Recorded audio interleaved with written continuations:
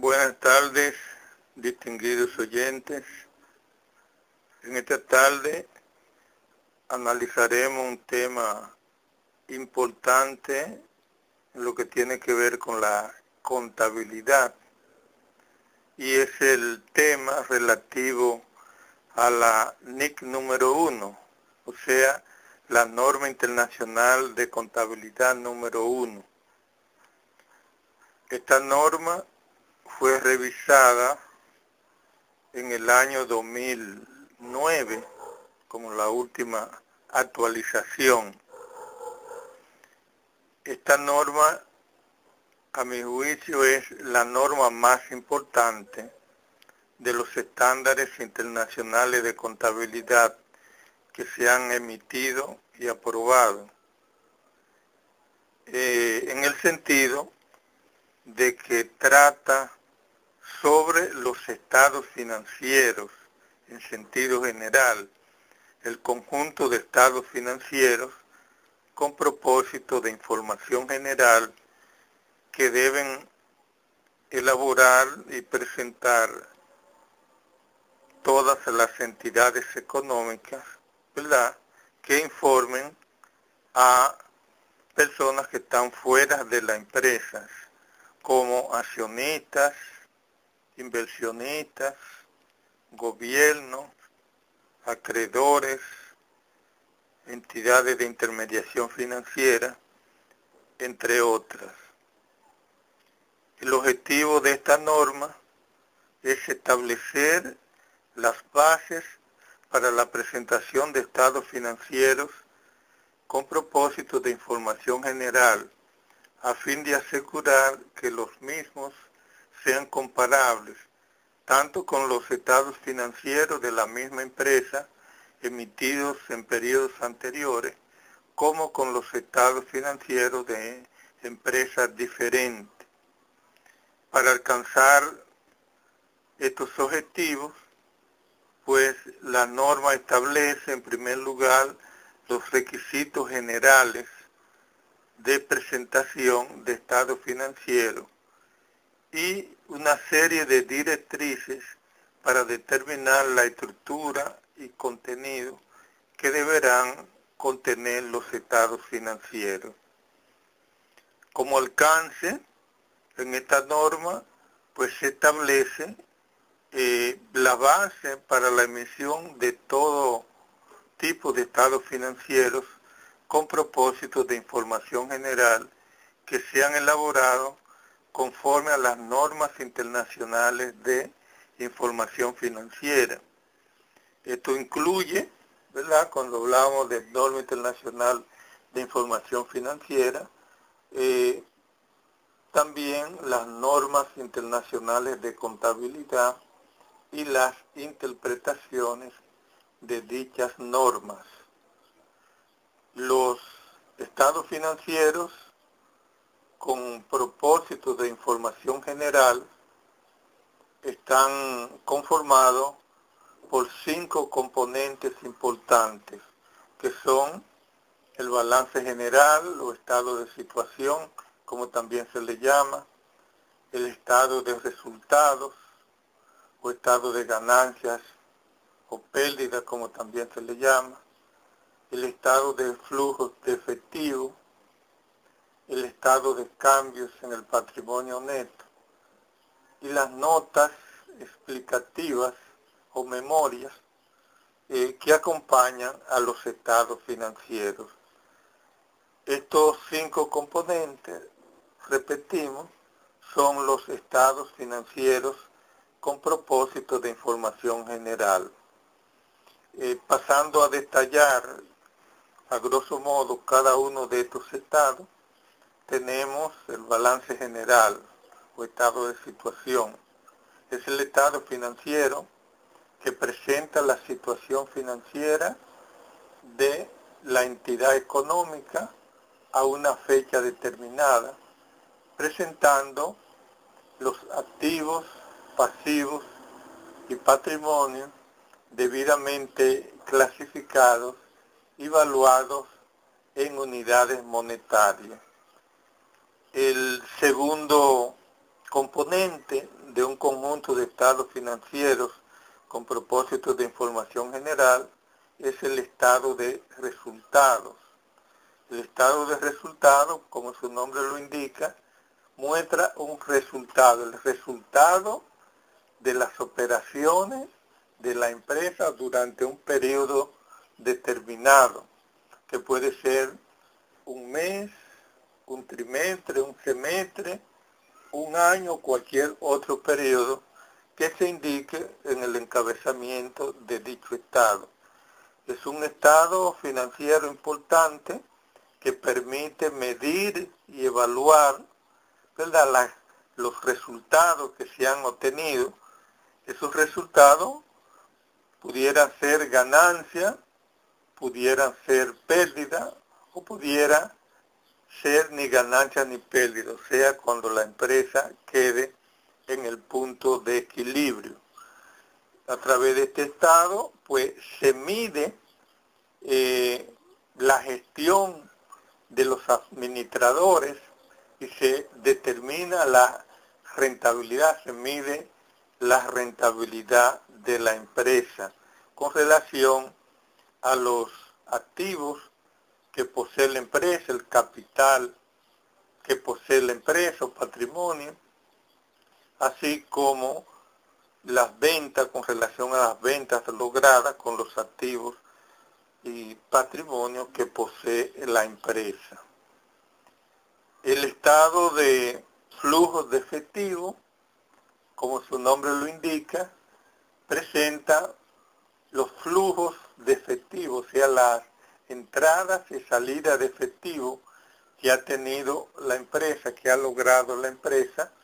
durante un periodo de tiempo determinado, regularmente el mismo periodo del estado de resultado. O sea, si el estado de resultado se elabora por un periodo de un año, el estado de flujo de efectivo deberá prepararse por el periodo de un año y de esa manera mostrará el efectivo recibido por la empresa durante ese año, clasificado en actividades de inversión, actividades de financiamiento y actividades de operación, o sea, los flujos, o sea, entradas y salidas de efectivo que ha tenido la empresa durante ese periodo de un año, clasificados estos flujos de efectivo entre subflujos de efectivo,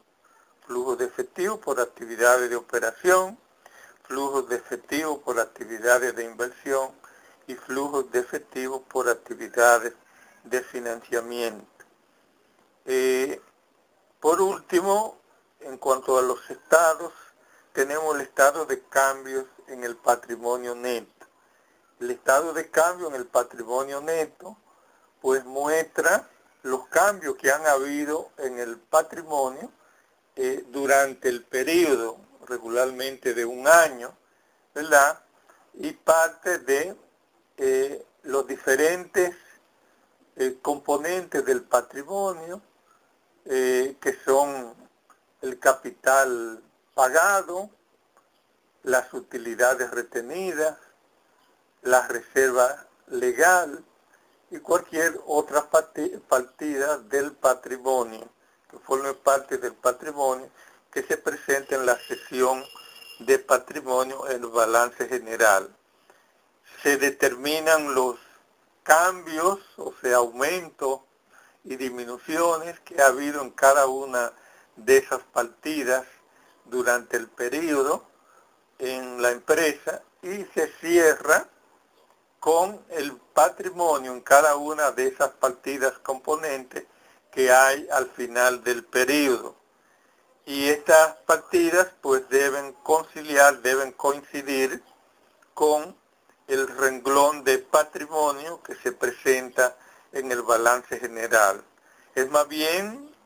una explicación o detalle de cómo ha variado el patrimonio durante el periodo de la empresa. En ese sentido, pues estas informaciones proveen, vamos a decir, la base necesaria para comprender las decisiones, las inversiones, ¿verdad?, que han hecho los accionistas de la empresa o las devoluciones de aportes en términos de efectivo, ¿verdad?, pagado como dividendo o de recompra de acciones o acciones en tesorería de la empresa. El quinto componente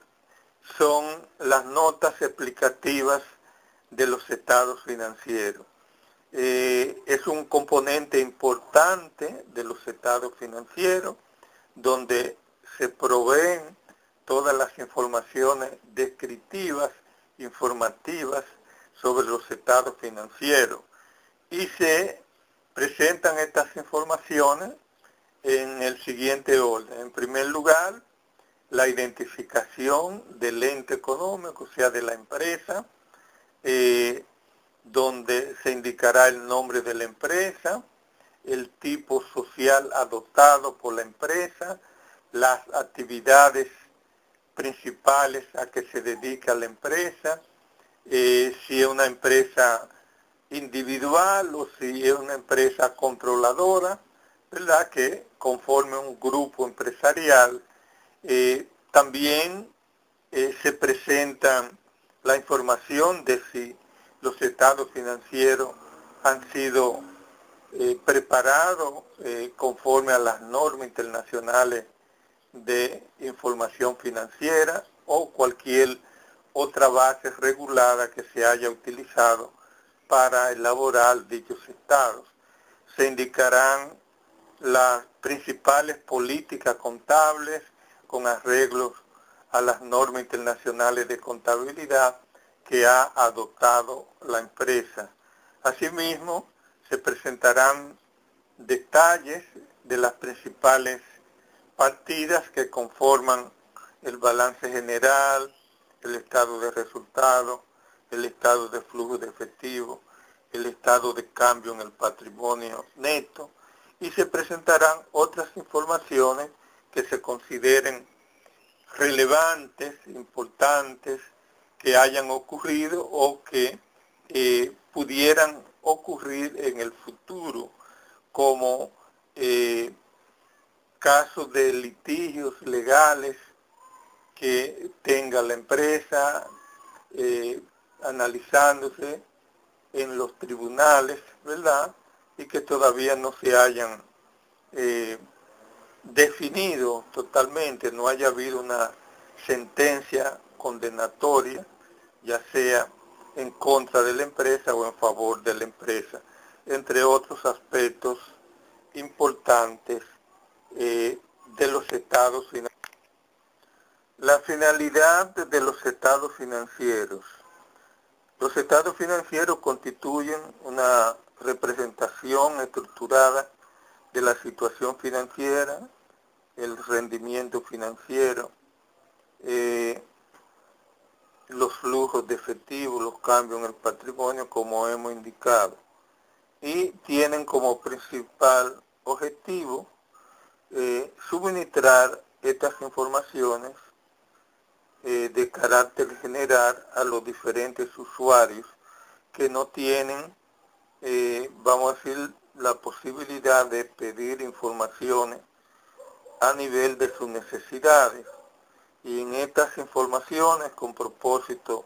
de información general, se suplen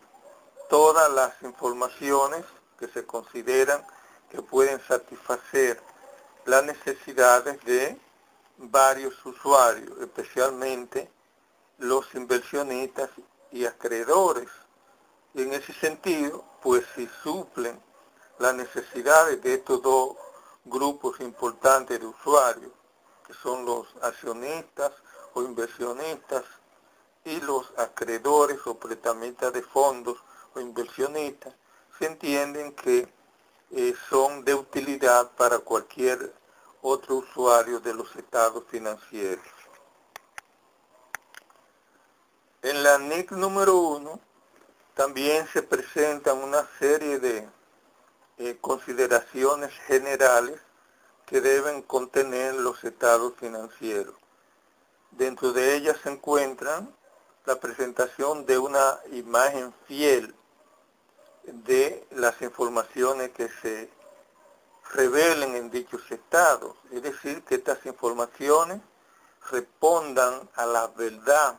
que sean objetivas, ¿verdad? Y que se hayan elaborado cumpliendo con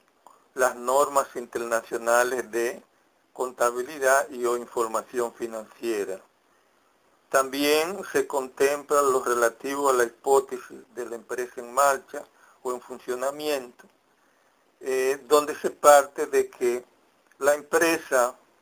y las informaciones que se presentan pues corresponden a una empresa que se mantiene en constante funcionamiento y que no se prevé que ésta tenga, ¿verdad?, un fin predeterminado en el corto plazo o que tenga que reducir sus operaciones significativamente. También se contempla la hipótesis del devengo contable. O sea, los estados financieros con propósitos de información general deben elaborarse en base al criterio o principio o hipótesis del devengo contable, que consiste en considerar todas las operaciones desde el punto de vista de su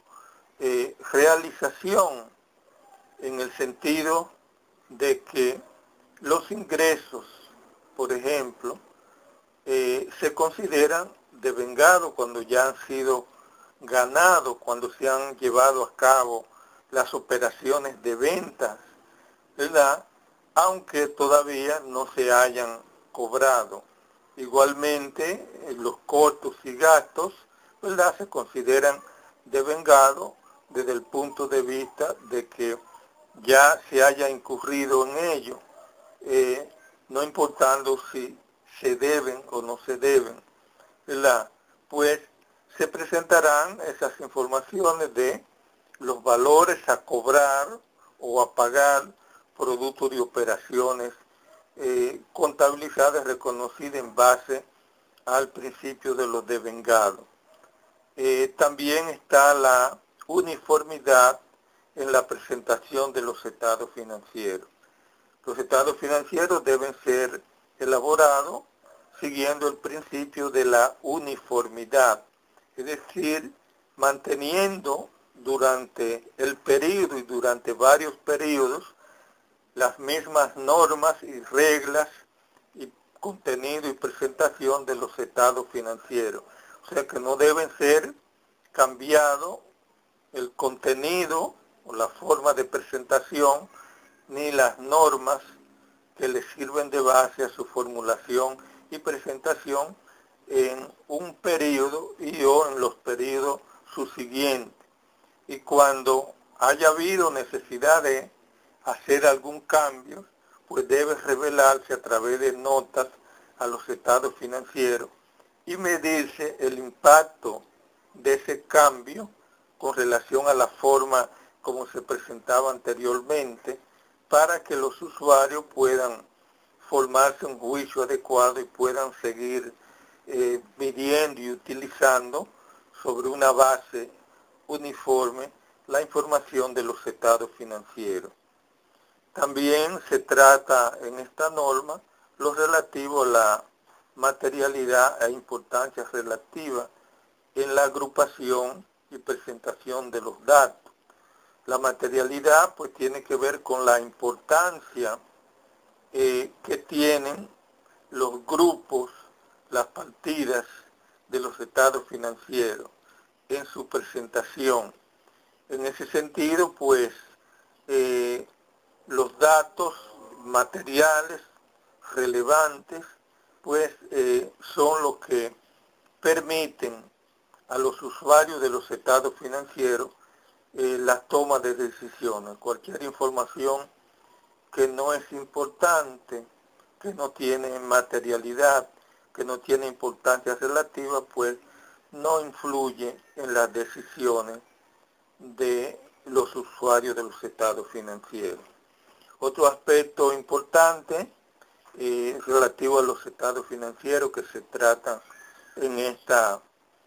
norma de contabilidad número 1 es la información comparativa. Los estados financieros que elaboran las empresas deben ser preparados en forma comparativa. Es decir, si estamos presentando los estados financieros correspondientes al año 2014 recién terminado,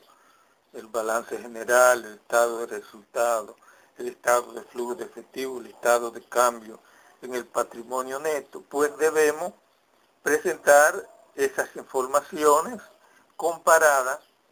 con la del año 2013, el balance general del año 2014 comparado con el año 2013, el estado de resultado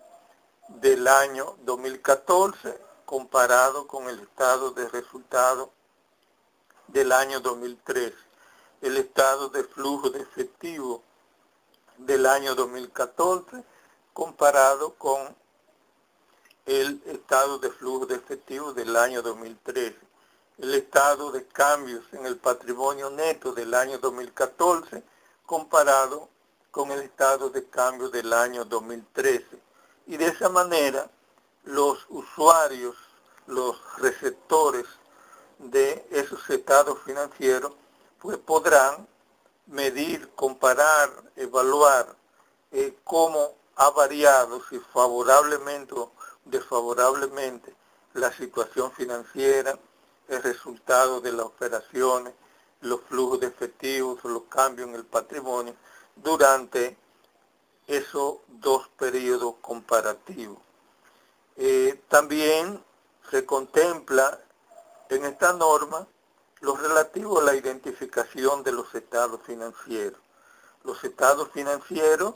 deben estar debidamente identificados, deben presentar en primer lugar el nombre de la empresa, el nombre del estado financiero como segunda línea de encabezamiento de identificación de los estados financieros, como tercera línea la fecha o periodo que abarcan los estados financieros y como cuarta línea la unidad monetaria en que estén expresados dichos estados financieros y la precisión de dicha unidad monetaria, si es en millones de pesos, en miles de pesos, en unidades de pesos, si es en dólar, si es en euro, etcétera. O sea que esta información es importantísima para conocer, para estudiar, ¿verdad?, dichos estados financieros, saber de qué empresas son, saber qué estado financiero es, si el balance general, si el estado de resultados, si el estado de flujo de efectivo, si el estado de cambio en el patrimonio neto, si son las notas explicativas de los estados financieros y a qué fecha corresponden esos estados financieros. Hay estados financieros que llevan en el encabezamiento una fecha, que presentan una información estática a esa fecha, y otros llevan, ¿verdad?, la información de un periodo. El balance general, pues, le corresponde, ¿verdad?, indicar la fecha de ese balance general. Balance general al 31 de diciembre del año 2014. Y el estado de resultado, el estado de flujo de efectivo, estado de cambio en el patrimonio neto, pues deben llevar o indicar un periodo, el periodo que abarca las informaciones que se presentan en dichos estados, sea estado de resultado por el año terminado al 31 de diciembre del 2014, o sea, el año terminado En esa fecha se entiende que es el año calendario, que comienza el 1 de enero y termina el 31 de diciembre. Porque se pueden preparar estados financieros por un mes, por un trimestre, por un semestre, por un año, etcétera. Entonces es necesario indicar qué periodo abarca las informaciones que se indican ahí, sea el estado de resultados, como ustedes conocen, presenta los ingresos, costos y gastos, ¿verdad?, que ha tenido la empresa durante un periodo de tiempo determinado. No es de lo mismo el estado de resultado de un mes, el estado de resultado de un trimestre, el estado de resultado de un semestre o el estado de resultado de un año. O sea, cada uno es diferente y por tanto debe identificarse con claridad, ¿verdad?, en su encabezamiento. También en esta norma se trata sobre el desglose y contenido de los estados financieros a que nos hemos estado refiriendo. En el balance general, pues, debe identificarse los activos corrientes y los pasivos corrientes, separados, distinguidos de los activos que no son corrientes y de los pasivos que no son corrientes. También en el balance general deben presentarse en forma individual, separado, los rubros principales de dicho estado, como son el efectivo y equivalente de efectivos, las cuentas por cobrar, los inventarios, las inversiones en asociadas, las inversiones en subsidiarias, los pasivos, ¿verdad?, los pasivos a largo plazo, como son préstamos a largo plazo, como son emisiones de bonos. El patrimonio también debe presentarse y desglosarse en términos de el capital pagado, el capital autorizado, las acciones no emitidas, las utilidades acumuladas o retenidas, la reserva legal, entre otros elementos importantes. En lo referente al estado de resultados, como ustedes conocen, el estado de resultados pues muestra el resultado de las operaciones de la empresa y está constituido por los ingresos, costos y gastos. Deben presentarse como parte detallada de este estado en el cuerpo del estado, los ingresos ordinarios, los ingresos no recurrentes, los ingresos por participación en empresas asociadas, ingresos por ventas de inversiones, ganancias en ventas de inversiones que posea la empresa, igualmente los costos determinados, ¿verdad?, si son costos clasificados en forma funcional, ¿verdad?, los costos ya convertidos en gastos, ¿verdad?, si son en términos de costo de ventas, si son costos de operación que están constituidos por los gastos generales y administrativos y los gastos de ventas. También deben indicarse en forma separada los gastos financieros en que haya incurrido la empresa. En lo referente al estado de flujo de efectivo, como ustedes conocen, este estado financiero es un estado financiero dinámico que presenta información referente a un periodo y deberá subdividirse en tres subflujos de efectivo, que es el flujo de efectivo por actividades de operaciones, flujo de efectivo por actividades de inversiones y flujo de efectivo por actividades de financiamiento.